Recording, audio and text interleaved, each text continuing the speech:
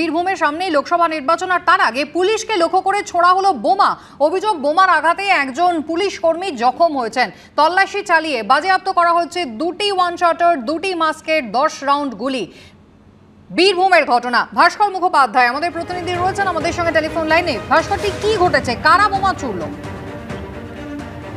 দেখো, গতকাল অর্থাৎ বুধবার লাভপুর থানার পুলিশ একটি খবর পায় যে লাভপুর থানা হাতিয়া গ্রামে সেখানে অস্ত্র তৈরি করা হচ্ছে, এবং সেই খবর পেয়েই পুলিশের দুটি দল সেই গ্রামের উদ্দেশ্যে রওনা হয়। কিন্তু গ্রামে ঢোকার মুখেই তাদেরকে বোম ছোড়া হয় বলে অভিযোগ, এবং একাধিক পুলিশকে লক্ষ্য করে একাধিক বোম ছোড়া হয়। এই ঘটনায় একজন পুলিশ কর্মী আহত হয়, তাকে গুরুতর আহত অবস্থায় এই মুহূর্তে সেই দুর্গাপুরে একটি বেসরকারি হাসপাতালে ভর্তি রয়েছে। এরপরই গতকাল রাতে উচ্চপদস্থ পুলিশ আধিকারিকদের নেতৃত্বে বিশাল পুলিশ বাহিনী হাতিয়া গ্রামে তল্লাশি শুরু করে।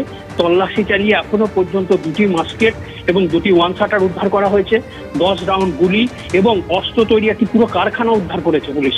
পুলিশের বক্তব্য যে বিহার থেকে লোকজন এনে এই গ্রামের ভিতরে অস্ত্র তৈরি করা হচ্ছিল, এবং সেই খবর পেয়েই কিন্তু পুলিশ এখানে তল্লাশিতে যায়। তারপর পুলিশ আক্রান্ত হয়। এখন পর্যন্ত এই ঘটনায় 2জনকে গ্রেপ্তার করা হয়েছে।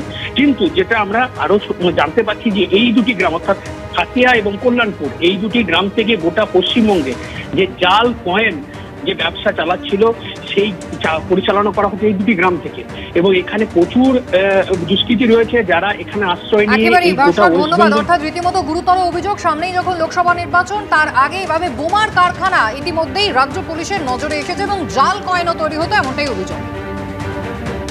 রবিবার যখন রয়েছে জনগর্জন সভা তথা তৃণমূল কংগ্রেসের ব্রিগেড সমাবেশ, তার আগেই তৃণমূল ভার্সেস তৃণমূল দেখা গেল। গতকাল 2 তৃণমূল কাউন্সিলরের সংঘাতের চোটে কসবায় হলো অবরোধ, বিক্ষোভ।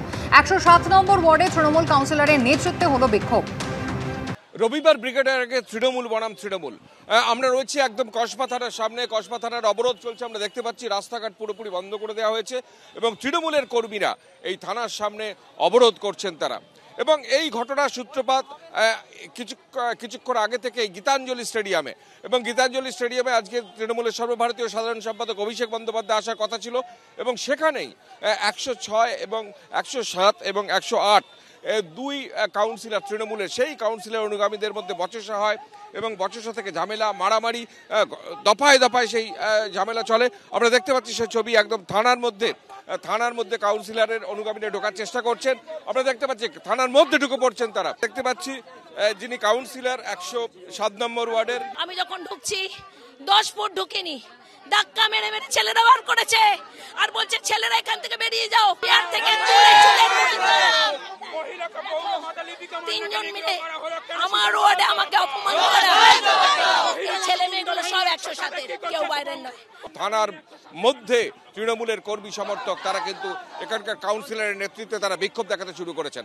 অর্থাৎ এখান থেকে অদূরে গীতাঞ্জলি স্টেডিয়ামে ব্রিগেডমুখী মানুষের থাকার ব্যবস্থা, যে প্রস্তুতি, সেই প্রস্তুতি আজকে দেখতে আসার কথা ছিল অভিষেক বন্দ্যোপাধ্যায়ের। কিন্তু এই ঘটনার পর তিনি আর আসেননি সেখানে। কিন্তু সেখানে 2 কাউন্সিলরের অনুগামীদের নেতৃত্বে ব্যাপক দফায় দফায় সংঘর্ষ, বচসা, মারামারি, হাতাহাতি, এবং তার উত্তাপ একদম রাস্তায় এসে পড়ে, রাস্তা অবরোধ পর্যন্ত হয়। তারপর শেষমেশ লিপিকা মান্না 107 নম্বর ওয়ার্ডে কাউন্সিলর, তার নেতৃত্বে আজকে কর্মীরা এখানে এসে বিক্ষোভ দেখাচ্ছেন, তাদের বিরুদ্ধে অভিযোগ জানাচ্ছেন, এবং সুশান্ত ঘোষ এবং তার অনুগামীদের বিরুদ্ধে মারধরের অভিযোগ করছেন।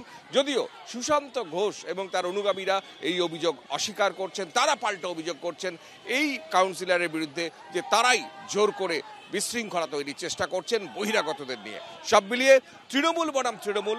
ব্রিগেডের আগে ব্রিগেডের প্রস্তুতি সভা, যেখানে থাকার জায়গা, সেই থাকার জায়গা যেখানে পরিদর্শনে আসার কথা ছিল অভিষেক বন্দ্যোপাধ্যায়ের, সেই ঘটনাকে ঘিরে দুপক্ষের মধ্যে তৃণমূল বনাম তৃণমূলের সংঘর্ষে কার্যত দিনভর রণক্ষেত্রের চেহারা।